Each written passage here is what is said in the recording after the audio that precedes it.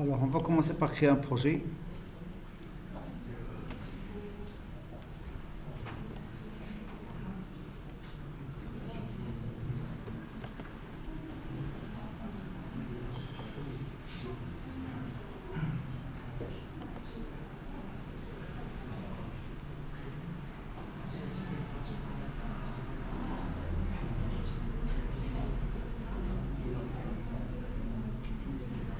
Alors ensuite, donc, on va récupérer les différents packages ou bien les différents fichiers JAR dont on a besoin.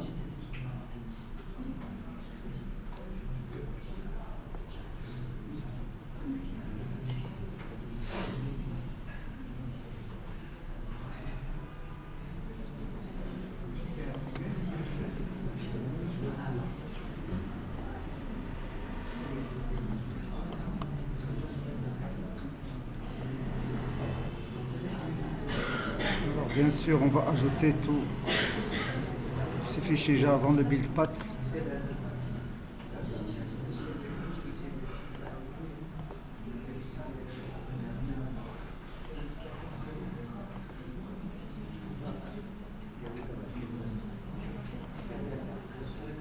On va également récupérer le fichier de persistance, donc avec le dossier meta-inf. On va l'ajouter dans notre projet, donc dans le dossier SRC.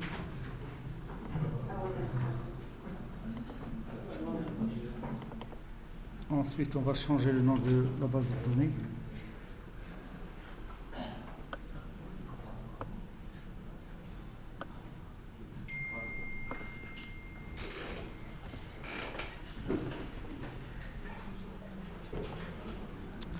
Alors bien sûr, on va créer la base de données TP1.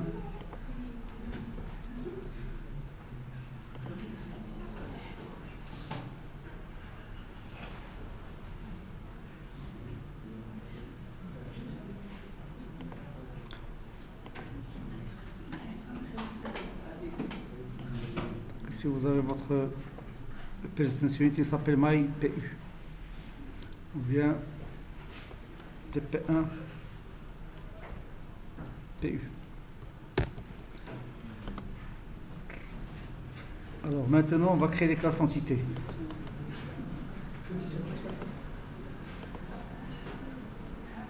Donc, vous avez la classe client.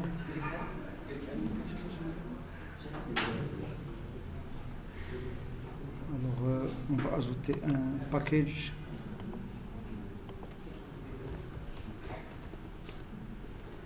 Dans lequel on va ajouter notre classe.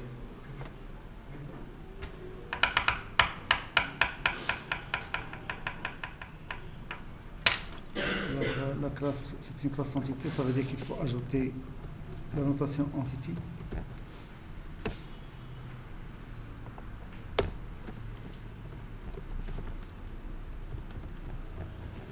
Donc, client ID. Et bien sûr, il faut ajouter la notation @ID.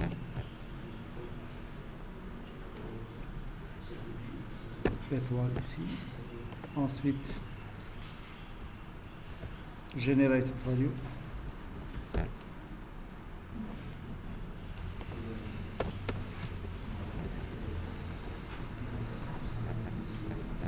Donc, vous avez le nom.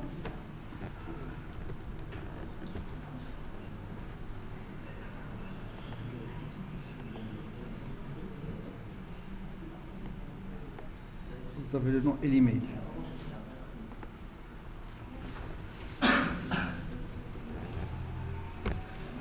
Alors, on peut ajouter les annotations Lombok dans la base data.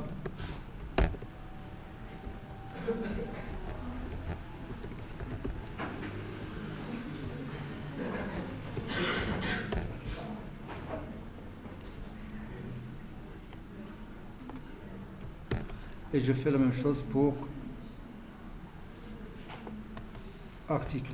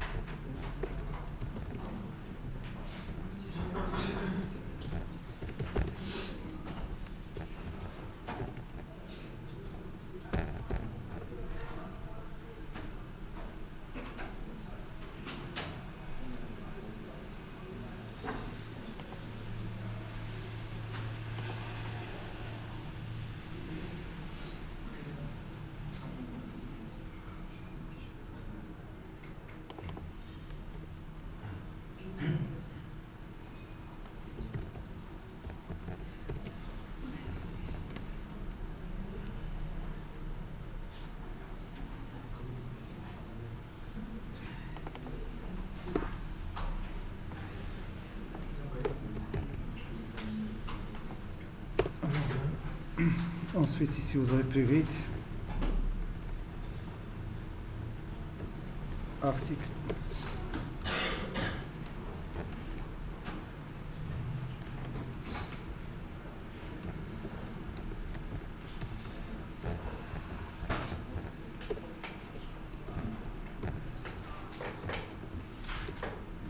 Private.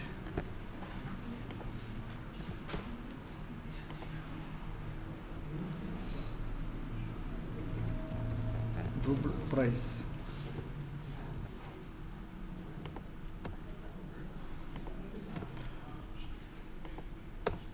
Arrobas ID. Arrobas generated value. Alors donc maintenant on a terminé les classes entités. Maintenant on va créer les classes repository. Donc je vais ajouter une classe.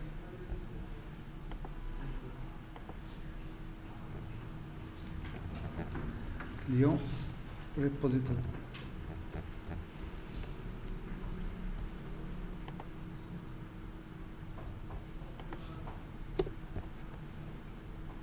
Alors dans cette classe, donc qu'est-ce qu'on va faire? Donc on va créer un attribut de type entité manager.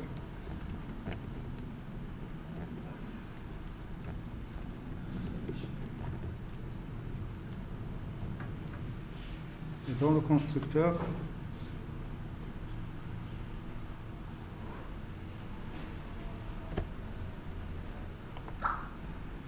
on va initialiser cet entité manager. Donc j'ai besoin d'un entité manager factory égale persistence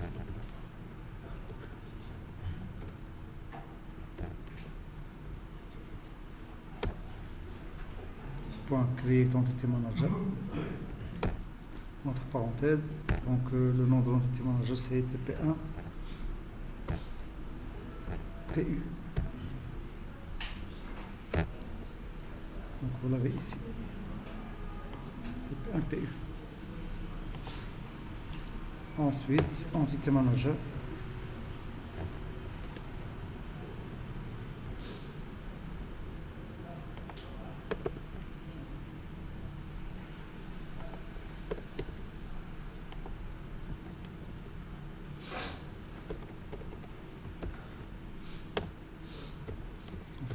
égale entité manager factory point create entité manager.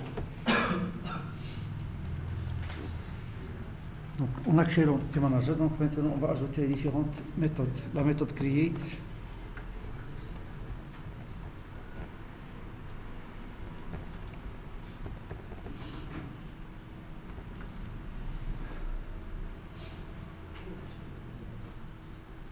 qui va prendre un objet type client. On va l'appeler save.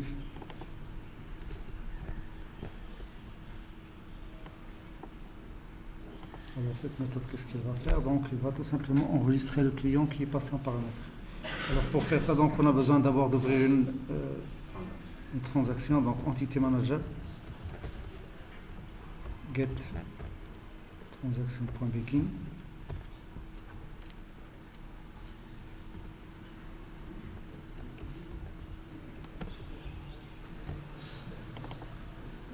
Commit. Bien sûr, tout ça, il faut le mettre dans un bloc try.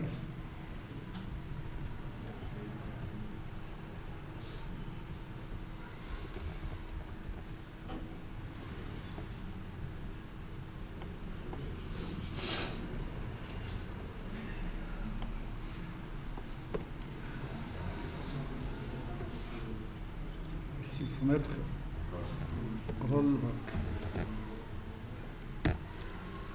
Alors, entre les deux, ici, on va mettre entity manager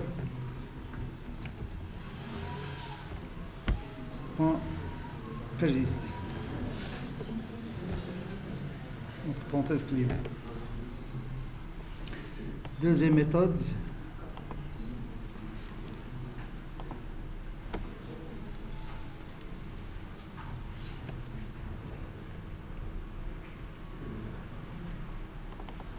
delete by ID.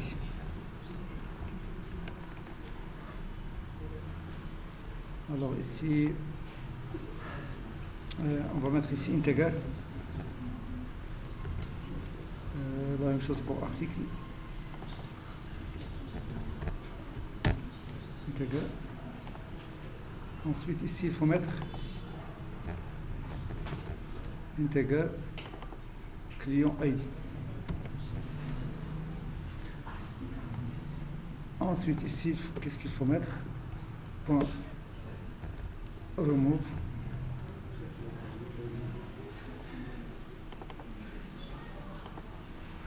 Bien sûr, il va falloir récupérer d'abord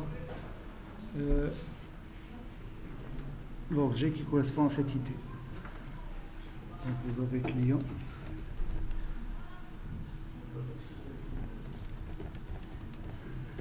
égal entité manager point find client client ID. Et ici on va mettre client.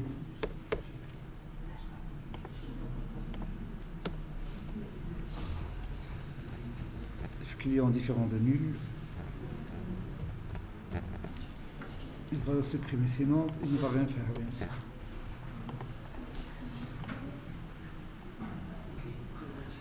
Alors qu'est-ce qui reste?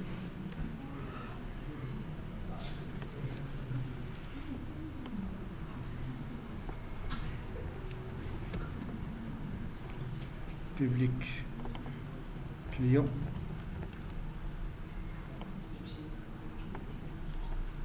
find by ID.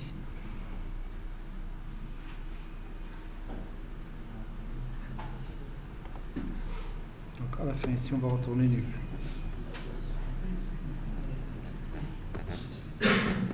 S'il le trouve, donc on n'a pas besoin ici de transaction.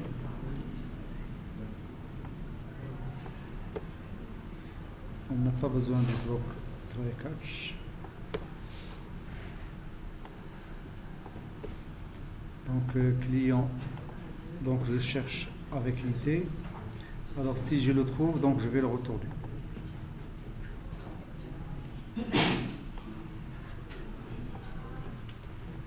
Retourne client. Si je ne le trouve pas, je retourne nul. La dernière fonction c'est public liste de clients find all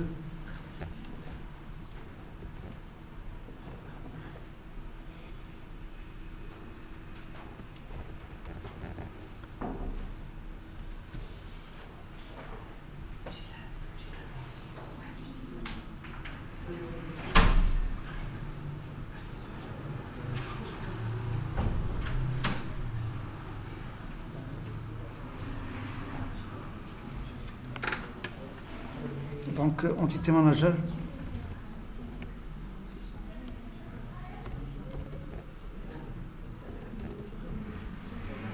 create query from client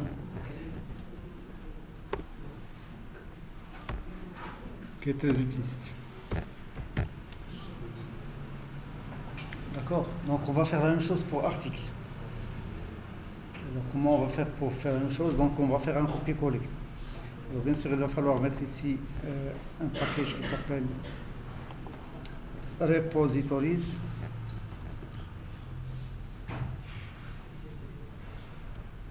Donc je vais glisser client repository dans ce package.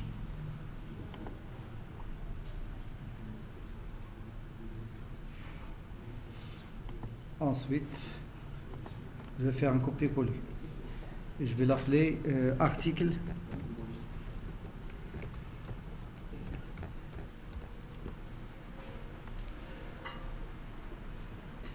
repository. Et qu'est-ce que je vais faire dans cette classe? Donc chaque fois qu'il y a un client, je vais le remplacer par article. Donc ici vous avez article.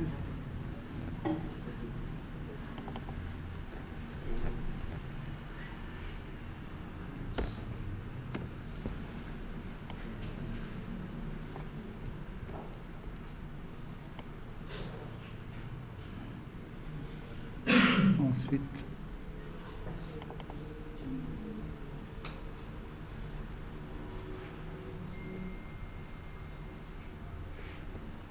donc chaque fois que vous avez client ID, donc je vais le remplacer par article ID.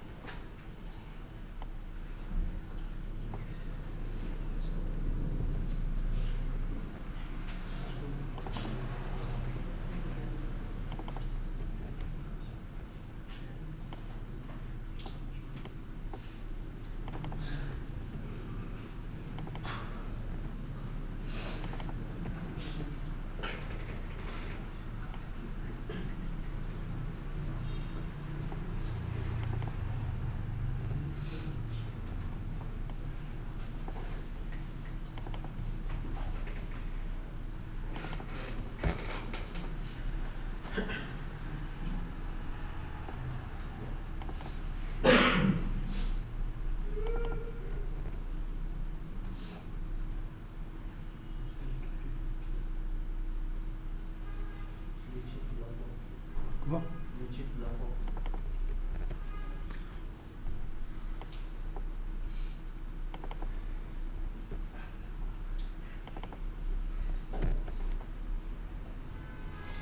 D'accord. Alors, supposons que vous avez une vingtaine de classes entités, il va falloir faire 20 repositories. À chaque fois, il va falloir remplacer client par le nom de la classe, etc. Donc, c'est un travail pénible. Alors, la solution, c'est quoi? Donc, généralement, si dans un travail, vous êtes en train de créer une application et que vous remarquez que vous êtes en train de faire beaucoup de copier-coller, ça veut dire quoi? Ça veut dire que la méthode que vous utilisez n'est pas bonne. C'est-à-dire qu'il faut soit chercher un framework qui existe déjà, soit créer votre propre framework. Donc, parce que le travail est répétitif, donc c'est pénible, ça ne sert à rien, quelque chose qui se répète comme ça. Donc il faut chercher une méthode qui va vous faire ce travail à votre place.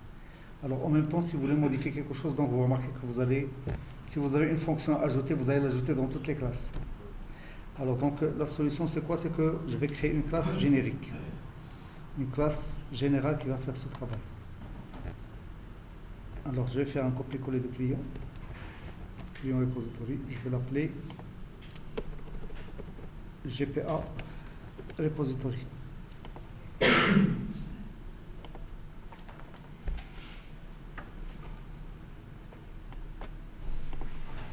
Alors ici, chaque fois que vous avez un client, donc dans GPA repository, je vais mettre un paramètre T. Donc c'est une classe générique.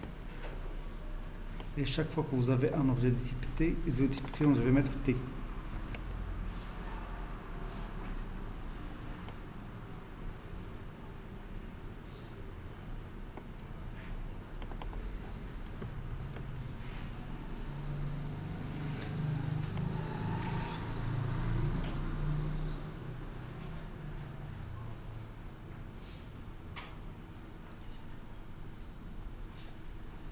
Alors ici, je vais déclarer un objet de type.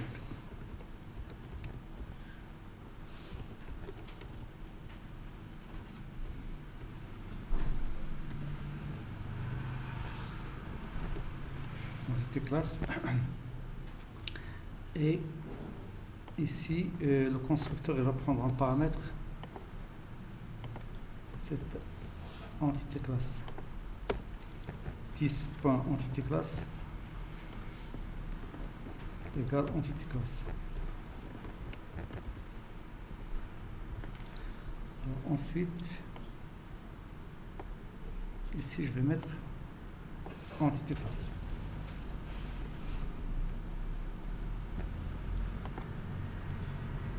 D'accord. Ensuite, la même chose.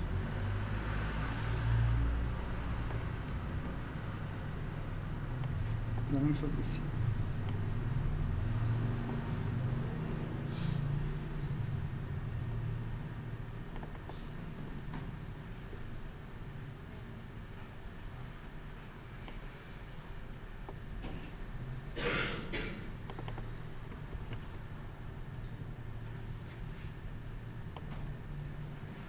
Alors maintenant, donc ici, au lieu de client, je vais mettre T.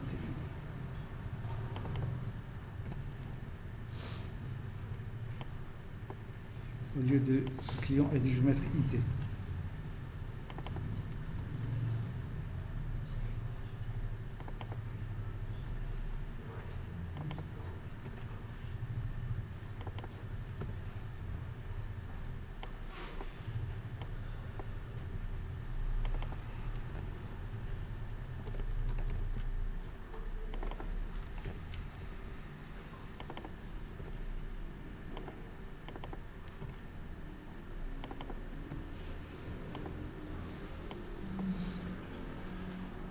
Donc ici, from client. Donc client, c'est le nom de la classe. Donc ici, je vais mettre plus entity class, entity class.get. Donc si vous mettez get name, par exemple, si vous avez la classe client, ça va vous donner entities.client. Ça va vous donner le nom complet, c'est-à-dire le package plus la classe. Moi, je veux uniquement le nom de la classe. Donc, je vais mettre get simple name. Donc, ça va vous donner client uniquement ou bien article uniquement. D'accord. Alors, maintenant, vous avez une classe générique qui peut représenter n'importe quelle classe entité.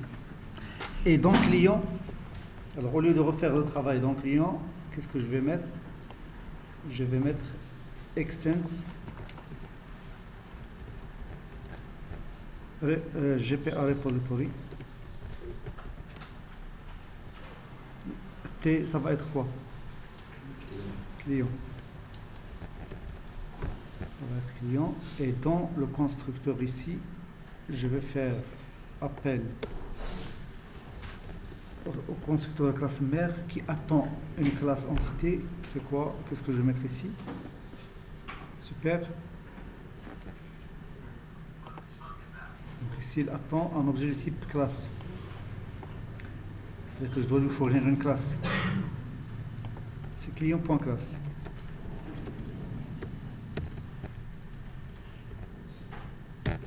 D'accord? Alors, si vous lui donnez ici client.classe, ça veut dire que entité classe est égale à client.classe.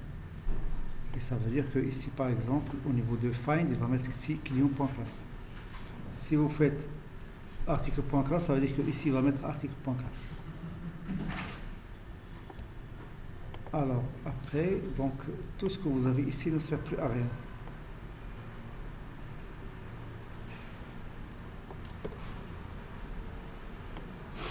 Donc, il n'y a que le constructeur que vous allez garder. Et donc, à quoi ça va servir? Ça va servir au fait que si vous avez une autre classe entité que vous allez ajouter article repository, extend GPA repository article, public article repository, super article.class. Et c'est tout. Donc ça veut dire qu'il n'y a plus de travail répétitif à faire, il y a 2 lignes qu'il faut faire à chaque fois. D'accord? Donc je vais supprimer la classe article qu'on a créée tout à l'heure. Je vais faire un copier-coller de client repository. Je vais l'appeler article.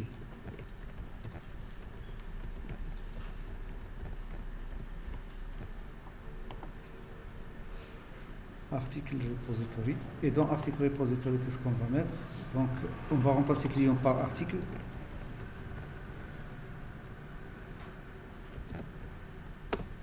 Et on va remplacer également client.class par article.class. Et c'est d'accord?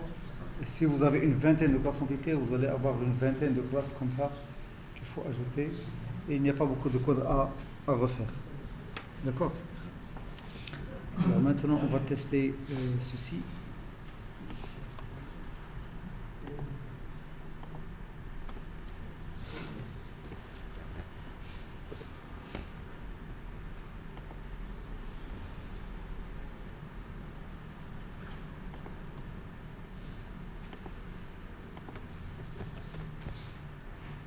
package app, la classe de l'application.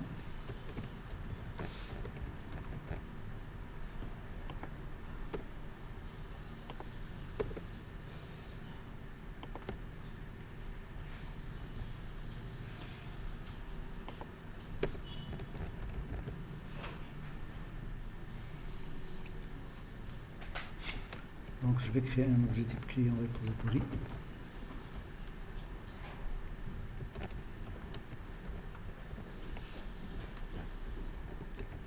Égal new client repository.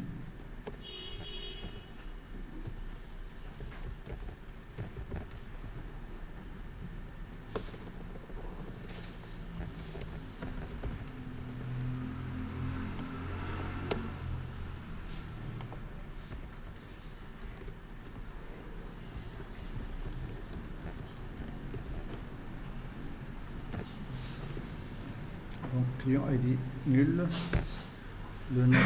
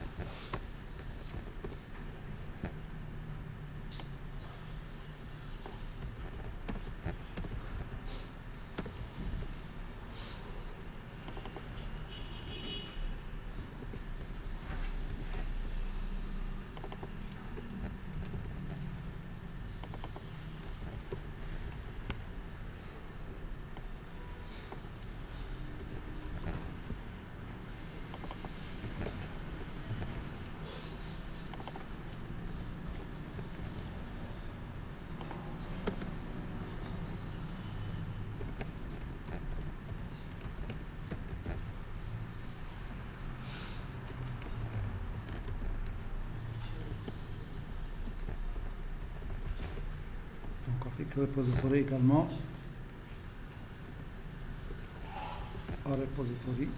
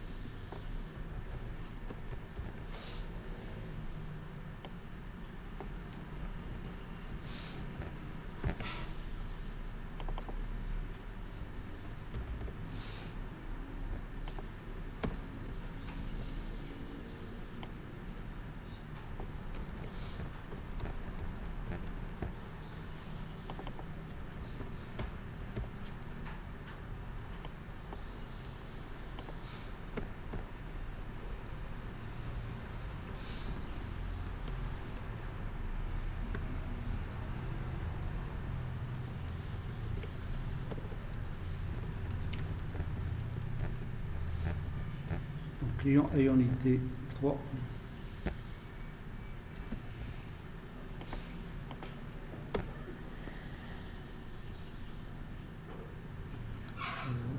Client égal C repository find by ID parenthèse 3.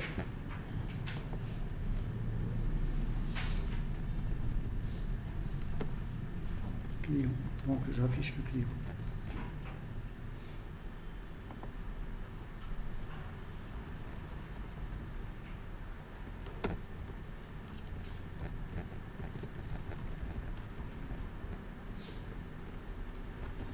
Donc je vais supprimer le client ayant unité 4.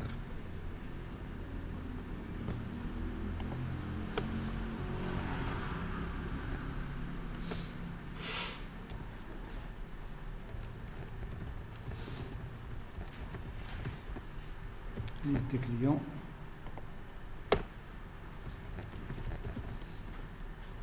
Liste de clients, c'est donc client égal c'est repository. Find all. Client.forEach. System.out. Println.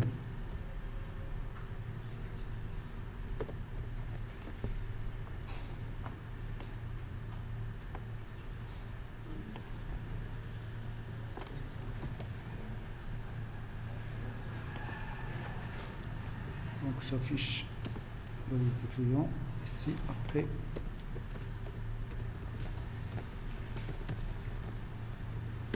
suppression.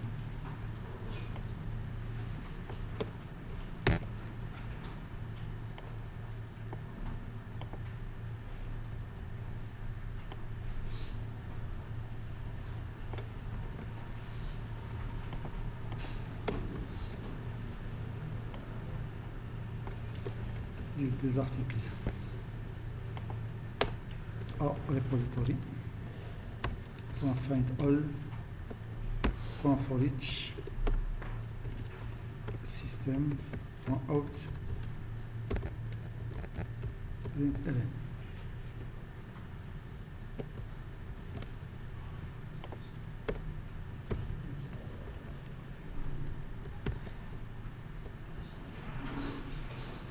Alors j'exécute.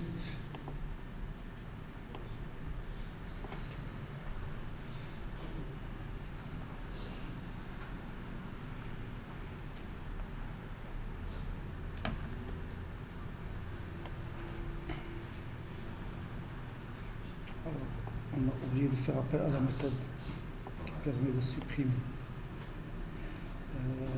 Suppression. Donc ici il faut mettre c'est repository .delete by id entre parenthèses 4.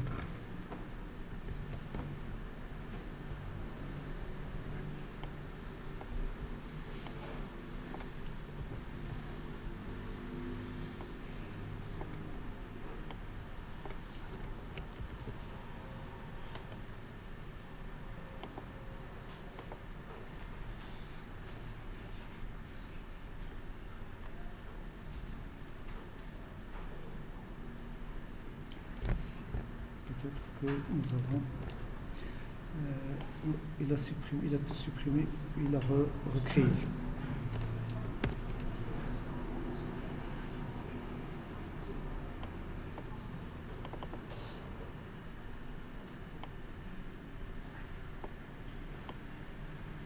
il a supprimé, il a recréé.